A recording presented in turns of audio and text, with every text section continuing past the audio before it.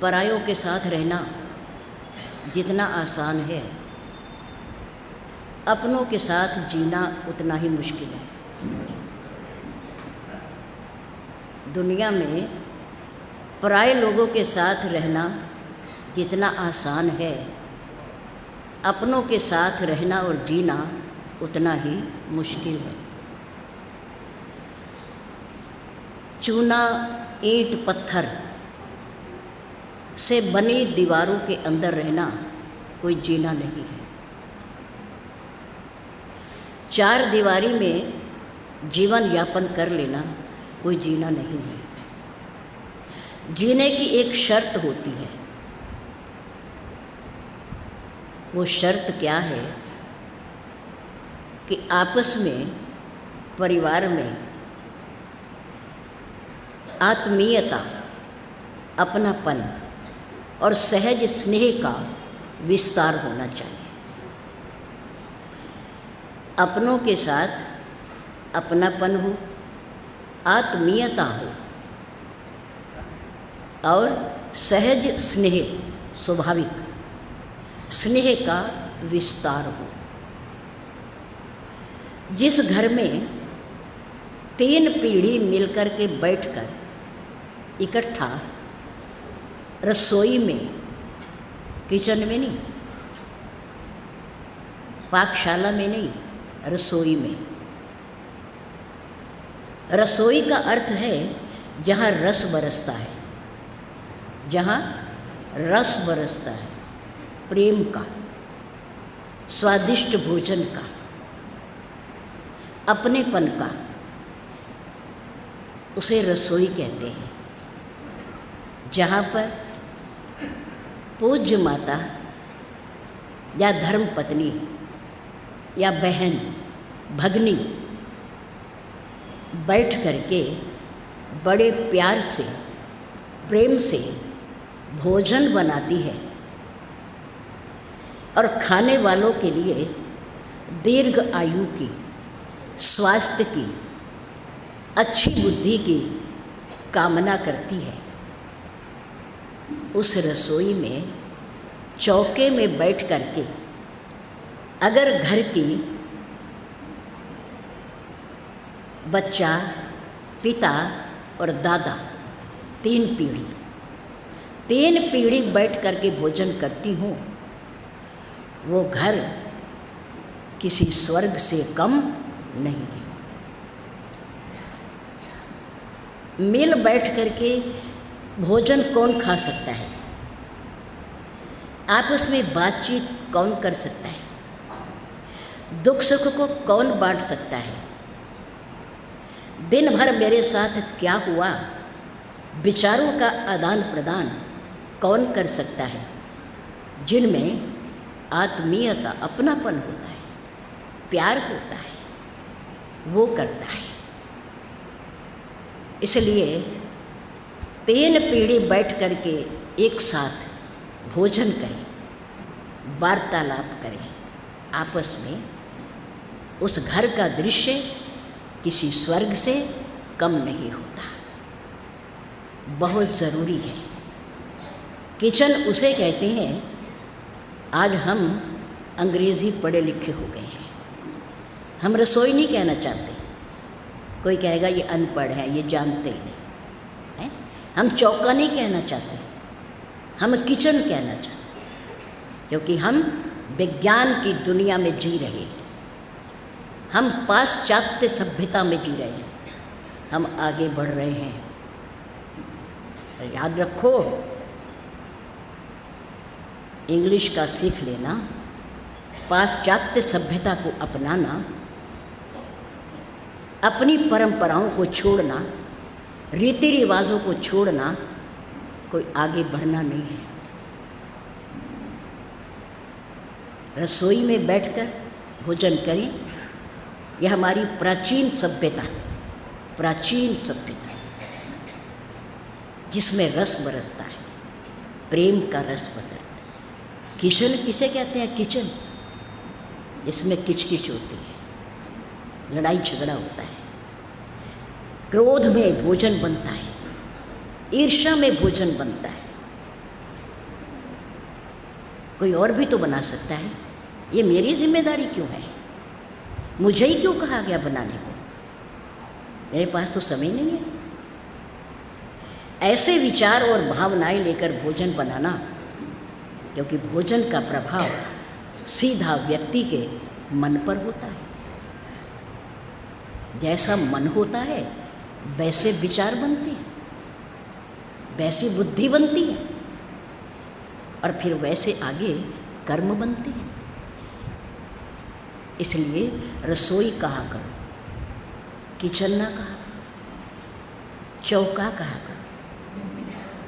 जहाँ चौकड़ी लगा करके भोजन कैसे खाते हैं? चौकड़ी लगा। सभ्यता है हमारी। जो खड़े होकर के भोजन खाता है, जल्दी जल्दी में भोजन खाता है, वो इंसान नहीं है। हमारे श्री महाराज जी कहा करते थे, कड़वी बात सच्ची होती है और सच्ची हमेशा कड़वी होती है। सच सुनने में कड़वा होता है पर परिणाम उसका अच्छा होता है।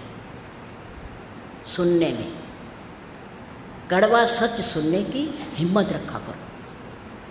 आदत बनाओ, आदत बनाओ।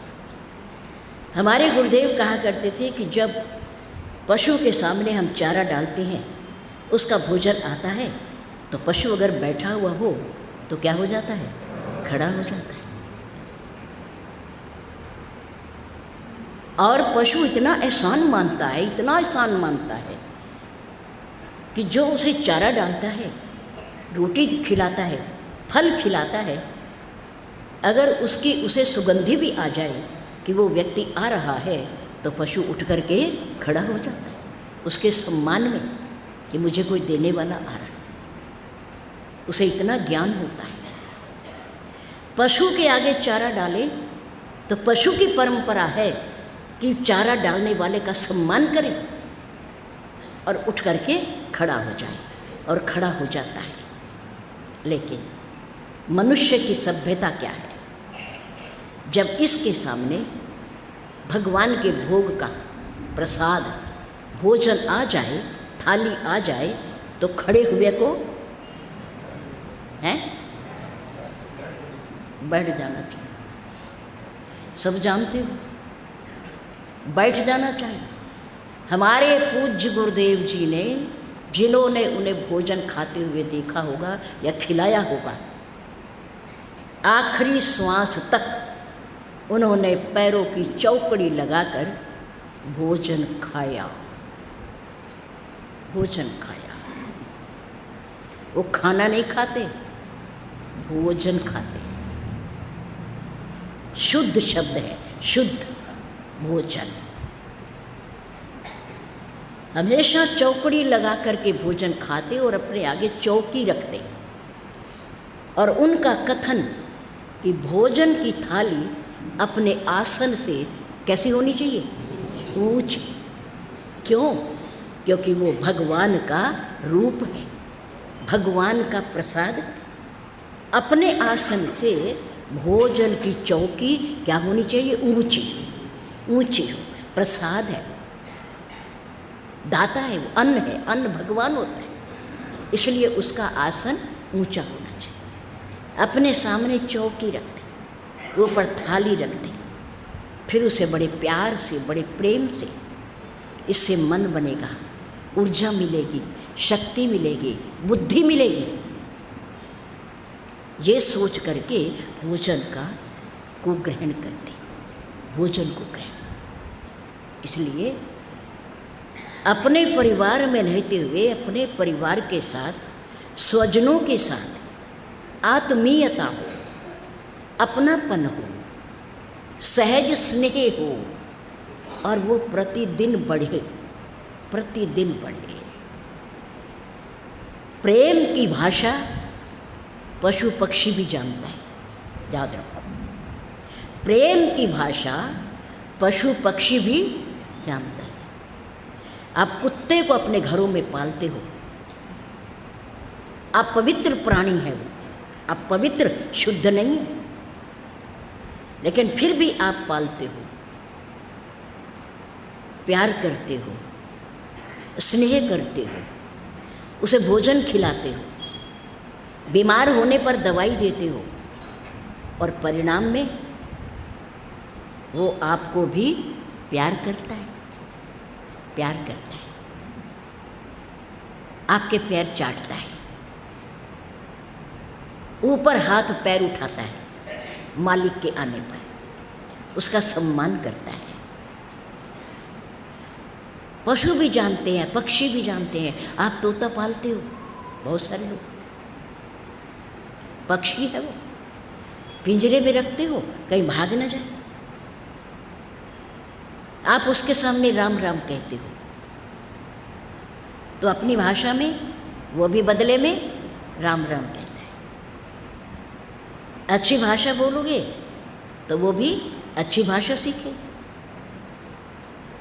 आपके आने पर वो अपनी भाषा में आपका स्वागत करेगा, सम्मान करेगा। प्रेम, प्रेम की भाषा को जड़ भी समझता है, चेतन भी समझता है, पशु और पक्षी भी समझता है।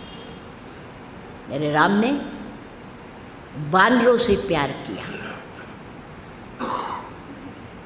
बानर भले वो देवी देवता हैं, पर शरीर से क्या है? बानर। बानर, बानरों से प्यार किया, प्रेम किया, और उन बानरों ने भगवान के प्रेम के प्रति अपना एहसान, अपनी कृतज्ञता जताते हुए अपने परिवार और घर को भी छोड़ दिया, घरों को छोड़ दिया, और पूरा युद्ध किया लंका का। लंका में जीत हासिल की, और जब राम जी वहाँ से चलने लगे तो सब ने कहा, प्रभु हम घरों में नहीं जाएंगे, हम परिवार में नहीं जाएंगे, हम आपके साथ अवध जाएंगे, अवध जाएंगे, अयोध्या जी जाएंगे। तो मेरे राम उन्हें अपने साथ कहाँ लाए? अयोध्या लाए, अयोध्या लाए। और गुरुदेव से परिचय कराते हुए कहा, गुरुदेव मम हित लागी जन्म इन हारे, मेरे लिए इन्होंने अपना जीवन दे दिया, घर परिवार को छोड़ दिया, और यहाँ तक मेरे साथ चले आए। और राज तिलक होने के बाद सभी वानर, बड़े बड़े महाराजा सुग्रीव भी, लंका के राजा विभीषण भी, अंगद भी, नल और नील, जामवंत आदि आदि जितने वानर थे, योद्धा 6 महीने तक अयोध्या जी में रहे। 6 महीने, 6 महीने का समय कब बीत गया उन्हें पता ही नहीं चला, पता ही नहीं चला। किसके कारण है? प्रेम के कारण। जहाँ प्रेम होता है वहाँ समय का पता नहीं चलता, चाहे वो अच्छा हो या बुरा हो, कैसा भी समय अगर मिलकर काटा जाता है, प्रेम से काटा जाता है, सौहार्द से काटा जाता है, बिताया जाता है, तो उसका पता नहीं चलता। मम हित लागी जन्म इन हारे, भरतऊँ ते मोई अधिक प्यारे। हे गुरुदेव, मेरे भाई भरत ने मेरे लिए त्याग किया। क्या त्याग? अच्छी बात है, भाई के लिए भाई का त्याग सराहनीय है, सराहनीय है। उसने त्याग किया क्योंकि वो मेरा भाई था, मेरा भाई था, लेकिन इन वानरों से मेरा कोई रिश्ता नहीं था, लेकिन फिर भी इन्होंने मेरा पूरा साथ दिया, पूरा साथ। इसलिए मुझे ये अपने भरत भाई से भी अधिक प्यारे हैं, अधिक प्यारे हैं। मेरे राम कह रहे हैं, प्रेम परिवार में आपसी प्रेम, सौहार्द, आत्मीयता, अपनापन, सहज स्नेह होना चाहिए, जरूर होना चाहिए। याद रखो, जहाँ लड़ाई झगड़ा होता है, कलह होती है, वहाँ उस घर की लक्ष्मी रूठ कर चली जाती है, चली जाती है। प्रेममय वातावरण में लक्ष्मी बिना बुलाए आ जाती है, बिना बुलाए बरकत, बिना बुलाए बरकत आ जाती है। और जिस घर में लड़ाई और झगड़ा होता है, वहाँ की बरकत रूठ कर चली जाती है। कलह में, झगड़े में घड़ों का पानी भी सूख जाता है, क्योंकि कलह में, लड़ाई में, झगड़े में ना कोई पानी पीता है और ना किसी को पिलाता है, वो पड़ा पड़ा ही सूख जाता है, सूख जाता है। इसलिए प्रेम अमर तत्व है, अमर तत्व है। प्रेम को भक्ति का रूप दिया गया। प्रेम का दूसरा नाम क्या है? भक्ति। भक्ति, जिसे मांगने के लिए ब्रह्मा जी के पुत्र महर्षि वशिष्ठ आज एकांत पा करके राज सिंहासन पर बैठने के बाद, राजा बनने के बाद भगवान राम के पास उनके कक्ष में गए, कक्ष में गए। एक बार वशिष्ठ मुनि आए, आए और कहाँ गए? जहाँ राम सुखधाम, सुख के भंडार मेरे राम विराजमान है, विराजमान। एक बार वशिष्ठ मुनि आए जहाँ राम सुखधाम सुहाए, बैठे हुए थे। पूज्य गुरुदेव को आते हुए देखा तो सभ्यता क्या कहती है कि खड़े हो जाना चाहिए। मेरे राम खड़े हो गए। अति आदर रघुनायक कीना, पद पखारी पादों तक लीना। गुरुदेव को साष्टांग प्रणाम करके उनका सम्मान किया और उन्हें आसन दिया और फिर उनके पूज्य चरणों का प्रक्षालन किया और फिर उस प्रक्षालन से जो चरणामृत बना उसका पान किया, पान किया। ये परंपरा है। भगवान ईश्वर हो करके भी मानव रूप में हमें पढ़ा रहे हैं, हमें शिक्षा दे रहे हैं, हमें सिखा रहे हैं कि अपना कोई सम्मानित आ रहा हो, पूज्य माता पिता आ रहे हो, पूज्य गुरुदेव आ रहे हो, हमारे रिश्ते में कोई बड़ा आ रहा हो सामने से, तो खड़े होकर के उसका क्या करना चाहिए? सम्मान करना चाहिए, सम्मान करना चाहिए। मेरे राम ने संस्कृति, सभ्यता, परंपरा को निभाते हुए पूज्य गुरुदेव जी को प्रणाम किया, आसन दिया, बैठने के बाद उनके पवित्र चरणों को प्रक्षालित किया और उन चरणों का चरणामृत उन्होंने स्वयं लिया। जब चरण धोने के बाद उन्होंने चरणामृत लिया, पान किया, तो मेरे राम बड़े प्रसन्न हुए, उन्हें आशीर्वाद मिला। परंतु महर्षि वशिष्ठ जी ने क्या कहा? राम, आज मैं एकांत में आपसे मिल करके कुछ आपको कहना चाहता हूँ, कहना चाहता हूँ। तब वशिष्ठ पुनि कह कर जोड़ी, कह कर जोड़ी, हाथ जोड़। कौन हाथ जोड़ रहा है? पूज्य गुरुदेव। किसके आगे? शिष्य के आगे। कहे वशिष्ठ पुनि कह कर जोड़ी, सुनो राम कछु बिनती मोरी। राम, मेरी प्रार्थना, मेरी विनती सुनो, मैं कुछ कहने आया।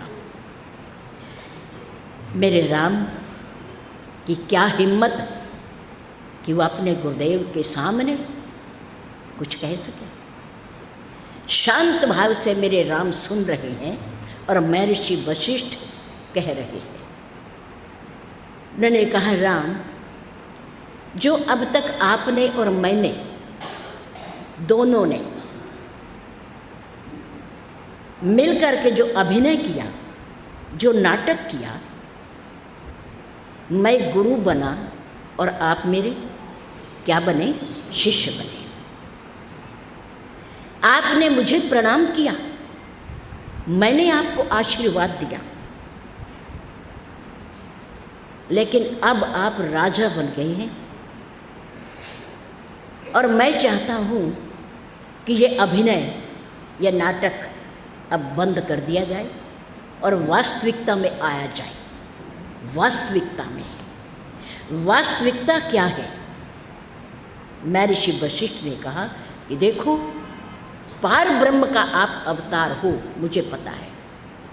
उपरोहित ही कर्म अति मंदा, वेद पुराण स्मृति कर निंदा, जब न लेहूँ तब विधि मोही, कहा लाभ आगे सुत तो ही। परमात्मा ब्रह्म नर भूपा, हो यही रघुकुल सुर नर भूपा। मैं इस कर्म को स्वीकार नहीं कर रहा था, उपरोहिती के, सूर्य कुल की इस परंपरा में नहीं आना चाहता था, लेकिन मेरे पूज्य पिताजी ने, ब्रह्मा जी ने मेरे से आग्रह किया कि देखो वशिष्ठ, जिस कुल में मैं तुझे भेज रहा हूँ, इस कुल में, भानुकुल में, रघुकुल में, सूर्य कुल में, त्रेता के अंत में जाकर के पार ब्रह्म परमात्मा का अवतार होगा, अवतार होगा। और जिस परमात्मा के श्री चरणों की धूलि प्राप्त करने के लिए बड़े बड़े त्यागी महापुरुष, ज्ञानी महापुरुष जन्म को हार कर चले जाते हैं, पर वो प्राप्त नहीं होती, उस परम पार ब्रह्म परमात्मा के आपको सगुण रूप में साक्षात दर्शन होंगे।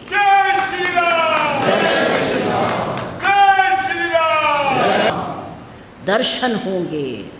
कहा लाभ आगे सुत तो ही। हे बेटा, आगे चल कर के तुम्हें इसी कुल में परमार्थ, जीवन का जो परम अर्थ है, कल्याणमय अर्थ, वो आपको होने वाला है। इसलिए आप इस बात को स्वीकार करो, उपरोहित बनना स्वीकार करो, इस कुल के आप पुरोहित बनो। तब मैंने अपने पूज्य पिता की आज्ञा से, तब मैंने हृदय विचारा, मैंने विचार किया, तब मैं हृदय विचारा, योग, यज्ञ, व्रत, दान, जिस परमात्मा को प्राप्त करने के लिए योग किया जाता है, समाधि लगाई जाती है, भक्ति की जाती है, यज्ञ किया जाता है, तप किया जाता है, दान किया जाता है, उस परमात्मा को रिझाने के लिए, प्राप्त करने के लिए, दर्शन मात्र के लिए, वो परमात्मा जा कहूँ कर ही सो देखी हूँ, धर्म न यही सम आन। तब मैं हृदय विचारा, योग यज्ञ व्रत दान, जा कहूँ करिए सो देखी हूँ, धर्म न यही सम आन।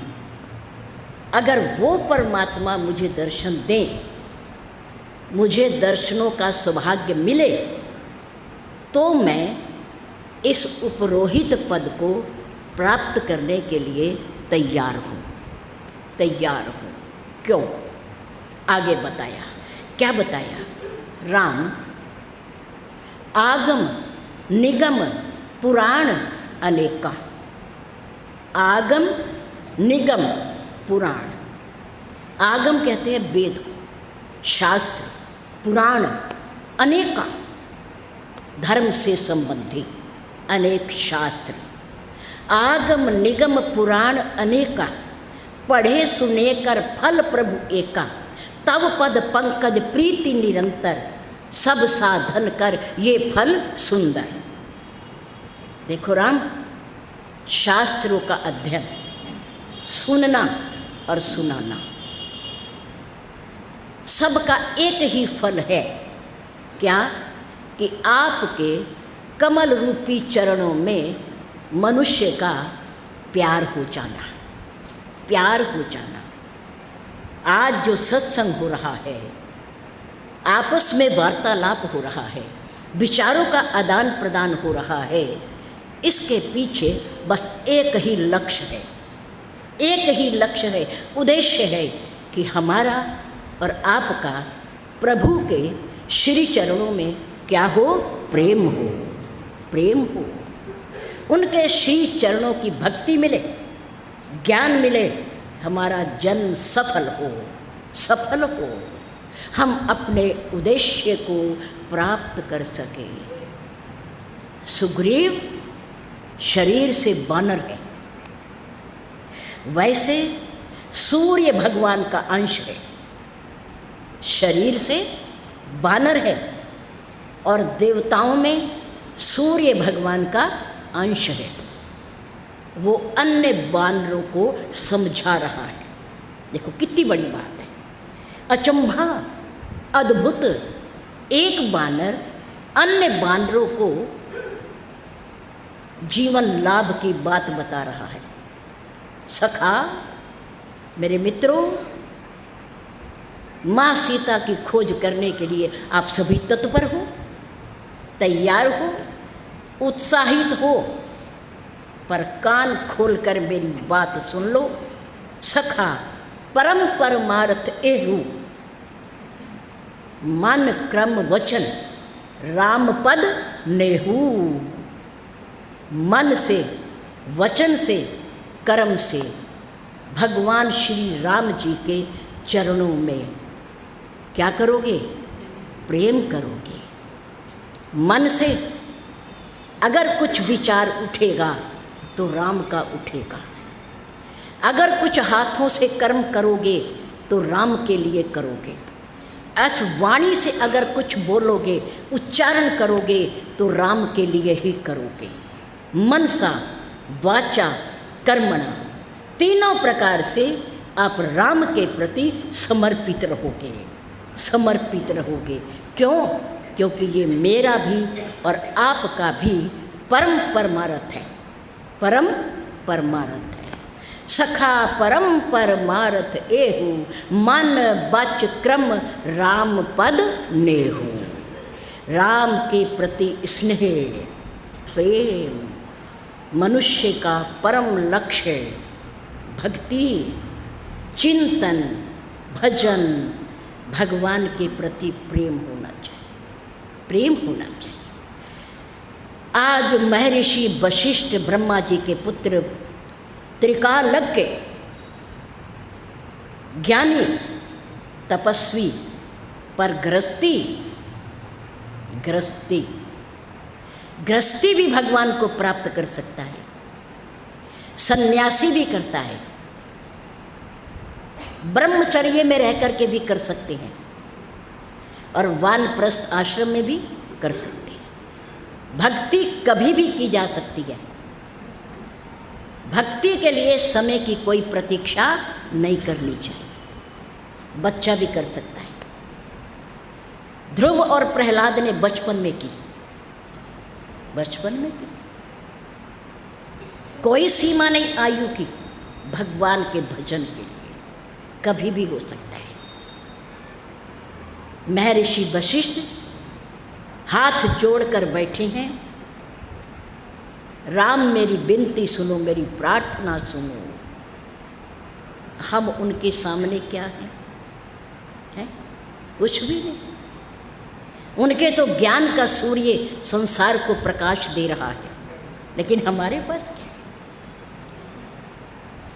जीवन के परम लक्ष्य को प्राप्त करने के लिए जब एक महापुरुष, ज्ञानी, सर्वज्ञ, भगवान के गुरु हाथ जोड़ करके उनके सामने बैठे और प्रार्थना कर रहे हैं जीवन के लक्ष्य के लिए, कि आगम निगम पुराण अनेका, पढ़े सुने कर फल प्रभु एका, तव पद पंकज प्रीति निरंतर, सब साधन कर ये फल सुंदर। सुंदर साधन कौन सी है? जो आप व्रत करते हो ये एक साधन है, प्रभु से प्रेम करने का साधन है। आप दान पुण्य करते हो, ये भी अपने जीवन के कल्याण का एक साधन है।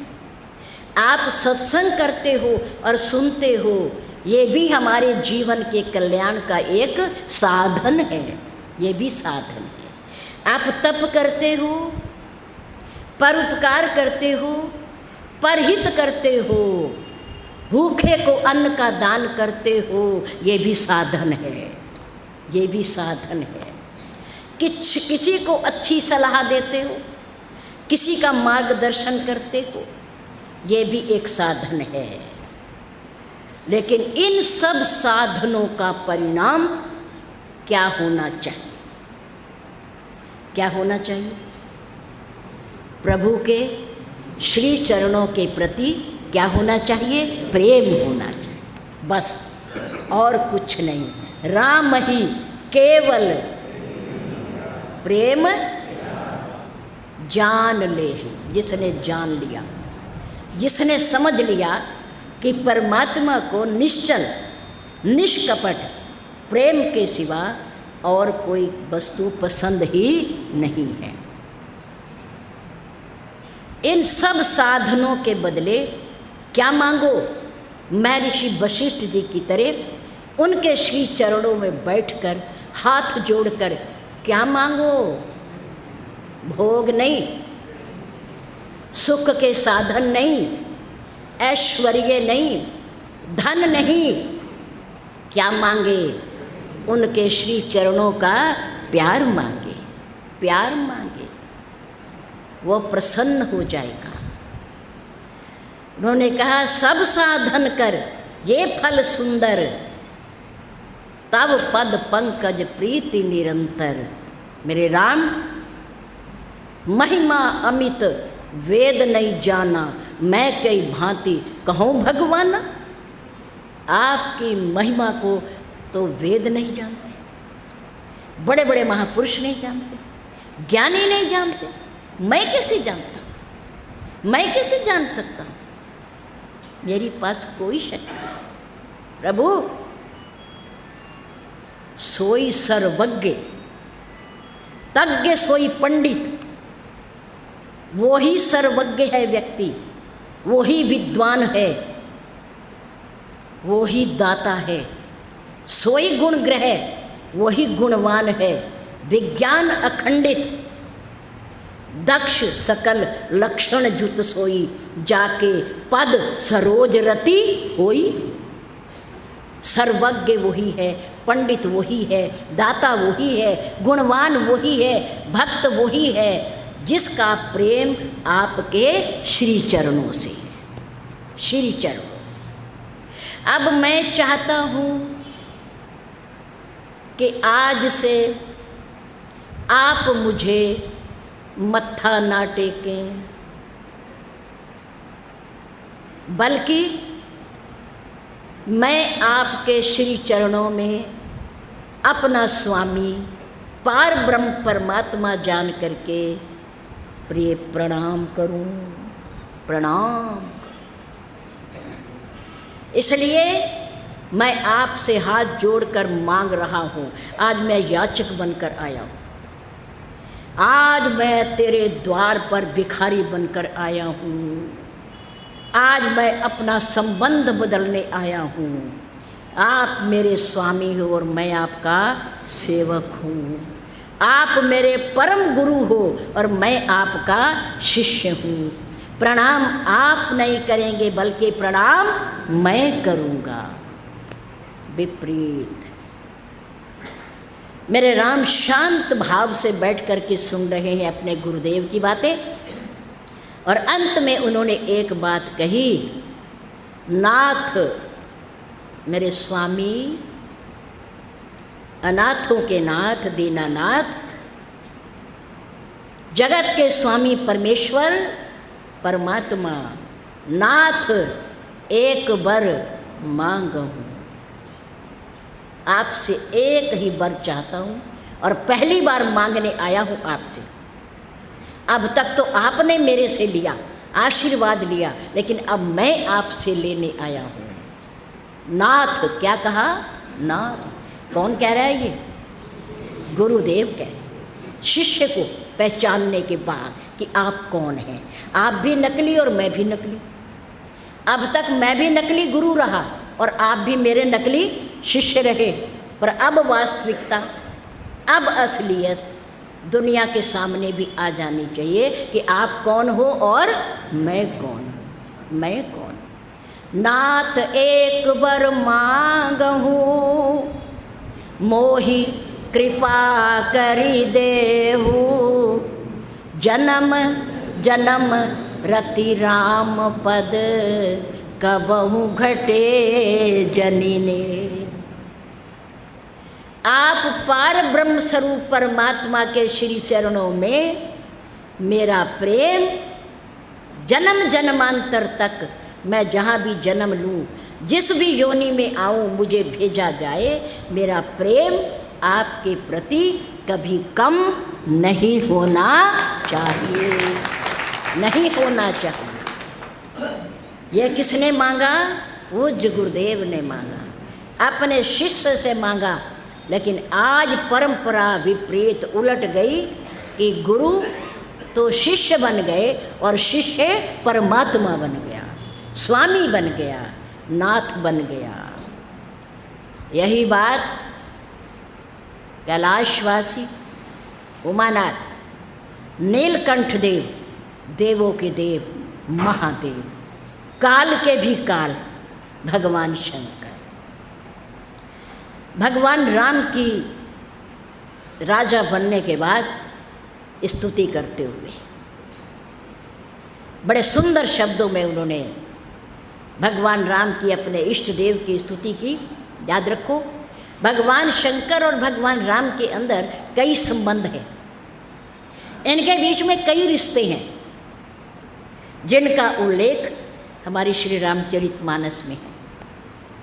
पढ़ा करो, शब्दों से अर्थों में आया करो, अर्थों से अर्थों की गहराई में जाया करो, समझा करो, शास्त्र की गहराई को, महिमा को जाना करो। जब राम मनुष्य बनकर के आए, मनुष्य बनकर के, मानव बनकर के, तो उस समय भगवान श्री राम ने भोलेनाथ जी को अपना ईश्वर माना। क्या माना? ईश्वर माना, और अपने आप को उनको सेवक। श्री रामचरितमानस में श्री बालकांड, श्री अयोध्या कांड, श्री अरण्य कांड और श्री किष्किंधा, 4 कांड, 7 कांड हैं। 5वां श्री सुंदर कांड है और 6ठा लंका कांड है और 7वां श्री उत्तर कांड है। 7 कांड, 7 सोपान। क्या है ये? 7 सोपान। सोपान का अर्थ होता है सीढ़ी। सोपान का अर्थ क्या है? सीढ़ी। सीढ़ी में 2 गुण होते हैं। कौन कौन से? एक चढ़ने का और एक उतरने का। यह हमारा और आपका शरीर भी एक सोपान है, एक सीढ़ी है। इस सीढ़ी के द्वारा अच्छे कर्म करके, शुभ कर्म करके, जप तप करके हम ऊपर उधर्व लोक को जा सकते हैं, स्वर्ग में जा सकते हैं, ब्रह्मलोक में जा सकते हैं, मोक्ष की प्राप्ति कर सकते हैं। लेकिन इसी सीढ़ी से, इसी सोपान से हम दुष्ट कर्म करके, अशुभ कर्म करके, पाप कर्म करके हम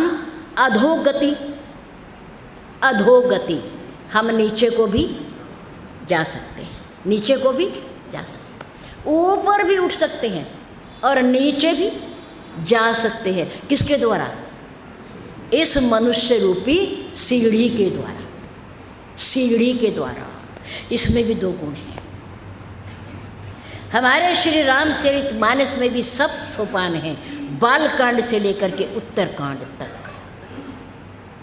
उनके माध्यम से भी हम उनका अध्ययन करके, उनका स्वाध्याय करके, उनसे कुछ सीख कर, शिक्षा लेकर ऊपर जा सकते हैं, उधर्व लोकों में जा सकते हैं और अपने शास्त्रों के प्रति, राम के प्रति, भगवान के प्रति, देवी देवताओं के प्रति संशय करके, भ्रम करके, संदेह करके, अज्ञानता बस हम नीचे भी जा सकते हैं, नीचे भी जा सकते। भगवान भोलेनाथ जी की धर्म पत्नी, दक्ष प्रजापति की कन्या, ब्रह्मा जी की, विधाता जी की पोती, काल के भी काल महाकाल की पत्नी, कहाँ तक गिरी, कहाँ तक गिरी? इतनी ऊंची पदवी से सर्वज्ञ भगवान भोलेनाथ की धर्म पत्नी होकर के भी उसने अपने पति की बात को नहीं माना, भगवान पर भ्रम किया, संदेह किया। और यहाँ तक ही नहीं रुकी कि कभी ना कभी भोलेनाथ जी के समझाने से संदेह दूर हो जाएगा, कोई बात नहीं, इनके चरणों में बैठेंगे तो। पर नहीं, इतनी गिरी, इतनी गिरी कि उन्होंने कहा आप मानते होंगे भगवान, ईश्वर मानते होंगे उन्हें, लेकिन मेरी बुद्धि उनको ईश्वर स्वीकार नहीं करती, मैं ईश्वर नहीं मानती। भोलेनाथ जी ने कहा सती, तर्क करने से क्या होगा, है? बात बढ़ेगी, तकरार होगा, तर्क से तकरार होगा, तर्क क्यों करें, हैं? को करी तर्क बढ़ावे शाखा, हो या सोई जो राम रची राखा। तुम क्या चाहती हो?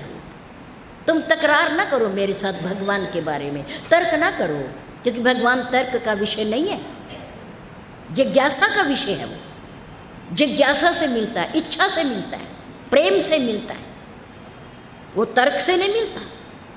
तुम तर्क मत करो। क्या अर्थ है इसका? वो हमें समझा रहे हैं, सती को ही नहीं समझा रहे, हमें भी समझा रहे हैं। कभी भी अपने शास्त्रों पर, अपने देवी देवताओं पर, अपने धर्म पर, अपने सद्गुरुदेव पर, अपने परमात्मा पर कभी भी संदेह नहीं करना चाहिए। हम कौन हैं? हम तो एक तुच्छ उनके संसार की, इतनी बड़ी सृष्टि की एक छोटी सी रचना है। हम क्या हैं? हम कैसे संदेह कर सकते हैं? वो तो सर्वशक्तिमान है, सर्वज्ञ है और सब जगह है, सर्वत्र है। सती ने कहा कि मेरी बुद्धि आपके तर्क नहीं मान रही है, आप कह रहे हो वो ईश्वर है, पर मैं नहीं मान सकती कि ईश्वर कभी एक अज्ञानी साधारण मनुष्य की तरह अपनी पत्नी के खो जाने पर, अपहरण हो जाने पर इतना रोता है, इतना रोता है, और इतना रोता है कि पक्षियों से पूछता है, पेड़ों से पूछता है, पत्तों से पूछता है। ये कैसा अज्ञान है? ये कैसा परमात्मा है? मैं नहीं मानती। सती ने कहा मैं तो परीक्षा लूँगी।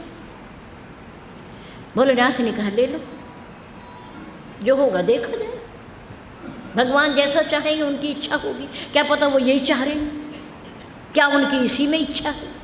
जाओ जाओ परीक्षा ले लो। पर सती, एक बात का ध्यान रखना, मेरी समझ में मेरे लिए वो परमात्मा है। उनकी परीक्षा लेने जा रही हो तो विवेक, ज्ञान का सहारा लेना, ज्ञान का, बुद्धि का सहारा न लेना। बुद्धि तर्क करती है, परमात्मा बुद्धि का विषय नहीं होता, भावना का विषय होता है, भावना का। आप रामलीला देख रहे हो, कोई ऐसा दृश्य आ गया बड़ा भावुक, बड़ा भावुक, लक्ष्मण जी को मूर्छा हो गई, भगवान राम रो रहे हैं भाई के लिए, भाई को जगाने के लिए। उस समय अगर आप मन से देख रहे हो और आप प्रेमी हो, आप भावुक हो, तो आपकी आंखों में भी आंसू आए बिना नहीं रहेंगे, नहीं रहेंगे। लेकिन यदि आप बुद्धि से बैठे हो, वहाँ बुद्धि को आगे करके बैठे हो, तो आप हंसने लगोगे। देखो उस व्यक्ति का नाम लेके, ये झूठ मूठ, अरे ये तो अभी जाग जाएगा, ये पागल हो रहा है, ये रो रहा है, ये क्यों रो रहा है, ये तो अभी जाग जाएंगे, ये कोई मूर्छित थोड़े हुए हैं, ये तो नाटक कर रहा है। ये बुद्धि, बुद्धि तर्क देती है और भावना भगवान से मिलाती है, भावना भगवान से मिलाती है। भगवान शंकर ने कहा सती ज्ञान का सहारा लेना, बुद्धि का न लेना, विवेक, जाओ। चली गई। अब सोचती हुई जा रही है कि क्या प्रश्न करूँगी, परीक्षा कैसे लूँगी, क्योंकि परीक्षक के पास प्रश्न होते हैं और परीक्षार्थी के पास उत्तर होते हैं। क्या कहूँगी मैं? विचार आया कि जिस सीता को ये ढूंढ रहे हैं, क्यों ना मैं सीता का वेश बनाकर जाऊं इनके सामने। अगर इन्होंने मुझे अपनी सीता समझ लिया तो ये साधारण मनुष्य, और अगर मुझे पहचान लिया कि मैं कौन हूं तो ये भगवान है, भगवान है। सती ने सीता माँ का रूप बनाया, रूप बनाया, रूप बनाया है। रूप बनाने से कुछ नहीं होता, आदमी के अंदर गुण भी होने चाहिए। क्या होना चाहिए? गुण भी होने चाहिए। रूप के साथ साथ व्यक्ति के अंदर गुण भी होने चाहिए। सती सीता तो बन गई, लेकिन उसके अंदर सीता वाले गुण नहीं आए, गुण नहीं आए। क्या किया सती ने? क्या किया? देखो, माँ सीता हमेशा चलती है राम जी के है पीछे पीछे, और अपने भगवान के पति देव के चरण चिन्हों को बचाती हुई चलती है। पति देव के चरण चिन्हों पर मेरे चरण ना आए, मेरे पैर ना पड़े, क्योंकि वो पूज्य हैं, उनको बचाती हुई चलती है और पीछे चलती है, अनुगमन करती है, उनका अनुकरण करती है। पर सती उस रास्ते पर जिधर से राम आ रहे थे उनके सामने से चलने लगी, उनके सामने से चलने लगी। अब राम जी के पीछे चल रहे हैं कौन? हैं लक्ष्मण जी। अच्छा, लक्ष्मण जी कैसे चलते हैं? लक्ष्मण जी जब राम जी के और सीता जी के पीछे चलते हैं, आपको चलने की प्रक्रिया श्री रामचरितमानस के माध्यम से गोस्वामी तुलसीदास जी ने सिखाई। कैसे चलो, अपने बड़ों के साथ कैसे चलो। सबसे पहले आगे कौन चले? बड़ा चले, फिर उसके बाद उससे छोटा चले, फिर उसके बाद उससे छोटा चले। पर परंपरा क्या है? बहुत सुंदर। सीता जी चलती हैं राम जी के चरण चिन्हों को बचा बचा करके, उसके पीछे राम जी के अनुज, सीता जी के देवर और सेवक के रूप में आए हुए लक्ष्मण जी चलते हैं भगवान राम के और सीता जी के दोनों के चरण चिन्हों को बचाकर। कभी दाएं कभी बाएं, कभी दाएं कभी बाएं, क्योंकि उनके सामने ये समस्या है कि चरण चिन्ह बचे पर दोनों के बचे, दोनों के बचे। मुझे क्या अधिकार है कि मैं उनके चरण चिन्हों को मिटाऊं? मैं सेवक हूँ उनका, वो मेरे स्वामी है, मेरी माँ है, ये मेरी माँ, ये पूज्य है, ये पूज्य है। ऐसे चलो। तब सीता जी तो बीच में नहीं है, क्योंकि उनका तो अपहरण हो गया और रह गए प्रभु राम और लक्ष्मण। अब प्रभु राम जी के पीछे लक्ष्मण जी चल रहे हैं, तो वो राम जी के चरण चिन्हों को बचा के चल रहे हैं। अगर राम जी ऐसे सीधे हैं और उनके चरण चिन्ह हैं तो उन इधर हो जाते हैं, फिर वो राम जी इधर हैं तो वो इधर हो जाते हैं, दाएं बाएं दाएं बाएं चल रहे हैं। तो दाएं बाएं चलते हुए राम जी ने तो देखा ही होगा, पर लक्ष्मण जी ने भी सीता के रूप में सती को देख लिया और 2-3 बार आंखें झपकाई, फिर देखा थोड़ा सा कि कौन है ये, माँ की तरह, बिल्कुल उसी तरह। ये कौन है, ये कैसे आ गई, कैसे आ गई, और सामने से कैसे आ गई? माँ तो प्रभु के सामने से कभी आती नहीं, वो तो हमेशा पीछे चलती है। मन में तर्क होने लगा। क्या होने लगा? तर्क होने लगा। फिर एक विचार आया, अरे पागल, तू छोड़ ना, तू क्यों तर्क करता है, तू क्यों झगड़े में पड़ता है, तू तो पीछे है और आगे कौन है? राम। आगे राम है, पहले वो देखेंगे, तूने कैसे देख लिया? छोड़, तर्क नहीं करते। बड़ा भाई आगे है, मेरे राम आगे हैं, वो देखें जब जो कुछ है वही देखेंगे, कौन है ये, क्या है। मेरे राम सती को सीता बने हुए देखकर मुस्कुराई, हंसे। क्या सोचकर? मेरी माया का बल कितना बड़ा है, मेरी माया कितनी बलवान है कि देखो भोलेनाथ है, कैलाशवासी परमात्मा जगदीश्वर शंकर जगत वंदे जगदीशा, सुर नर मुनि सब नामई शीशा, जिसको पूरी सृष्टि भगवान मानती है, मस्तक झुकाती है, सेवा करती है, जल चढ़ाती है। ऐसे महादेव, देवों के देव, उनकी पत्नी देखो क्या बन के आ गई, परीक्षा लेने आ गई। मेरे राम हंसे मुस्कुराए। बस सती बड़े उसमें चली हुई आ रही है, परीक्षा, पता चल जाएगा आज कौन है ये, भगवान है ये साधारण मनुष्य है। मैं बताऊंगी जाके अपने पति देव को। जब थोड़ी और नजदीक सती आई, जोरी पाणी प्रभु के न प्रणामू, मेरे राम ने हाथ जोड़े, सिर झुकाया और सती को प्रणाम कर दिया। जोरी पाणी प्रभु कीन प्रणामू, पिता समेत लेन निज नामू। अपने पूज्य पिताजी का नाम लेकर अवध के राजा दशरथ जी का मैं ज्येष्ठ पुत्र राम आपको प्रणाम करता हूँ, आपको प्रणाम करता हूँ। कहो कहाँ वृष केतु, वृषभ पर सवारी करने वाले, नंदी बैल पर सवारी करने वाले मेरे भोलेनाथ कहाँ हैं? विपन अकेली फिरऊं के ही हेती, इस घने जंगल में अकेली कैसे घूम रही हो? क्यों आई हो? क्या प्रयोजन है? क्या कर रही हो यहाँ? आपको नहीं पता? हमने अपनी महिला को जंगल में अकेले छोड़ दिया था और राक्षसों ने उनका अपहरण कर लिया। क्या आप नहीं जानती? इतनी बात सुनने के बाद सती तो कुछ कह ही नहीं पाई।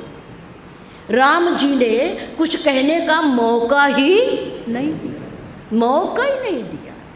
मानो सती के ऊपर 100 घड़े पानी पड़ गया। इधर घूम गई, अभी इधर थी मुँह राम जी की तरफ, अब राम जी की बात को सुना तो इधर घूम गई, अब आगे आगे चलने लगी। सामने से आ रही थी, अब आगे आगे चल। मेरे राम ने कहा महिला है, इनका दिल बड़ा छोटा होता है, जल्दी घबरा जाती हैं, मेरी बातों को सुनकर घबरा गई होगी हैं, और पति की बात भी नहीं मानी, उस बात से भी घबरा गई होगी कि अब मैं जवाब क्या दूंगी, अब मैं जवाब क्या दूंगी जाकर, तो घबरा गई है ये। कोई बात नहीं, है तो ब्रह्मा जी की पोती, दक्ष प्रजापति की कन्या, मेरे इष्ट देव भगवान शंकर की पत्नी है, तो उनकी पत्नी ना, कोई बात नहीं, कोई बात नहीं। थोड़ा सा इनके अंदर जो इनका संशय है वो थोड़ा गहराई तक है, गहराई तक। उस गहराई को मिटाने के लिए मुझे थोड़ा और कुछ करना पड़ेगा, और कुछ करना पड़ेगा। अभी राम और लक्ष्मण पीछे थे और दो थे, अब वो दोनों राम और लक्ष्मण सती के आगे हो गए और 2 से 3 हो गए। 2 से कौन आ गया तीसरा? सीता जी भी आ गई, सीता जी भी आ गई। मायापति भगवान की माया कहाँ जा सकती है? कहीं नहीं जा सकती है, अलग नहीं होती मायापति की माया, वो उसे संग रहती है। तीसरी भी आ गई, माँ भी आ गई और आगे आगे चल रहे हैं। सकुचा गई थी माँ, आंखें नीचे कर ली थी क्योंकि परीक्षा लेने आई थी। राम पास हो गए और सती फेल हो गई, फेल हो गई। अब फेल व्यक्ति का चेहरा कैसे होता है बताओ, है मुरझाया हुआ नीचे को, आंखें ऊपर नहीं उठती, फेल हो गई परीक्षा में। अब राम जी ने सोचा कि थोड़ा इन्हें और दिखाना चाहिए, महिमा और दिखानी चाहिए ताकि ये मान जाएं, पूरी तरह से मान जाएं। और भोलेनाथ को जाकर के जो कुछ भी बताएं, इस बात की चर्चा कल होगी। धन्यवाद।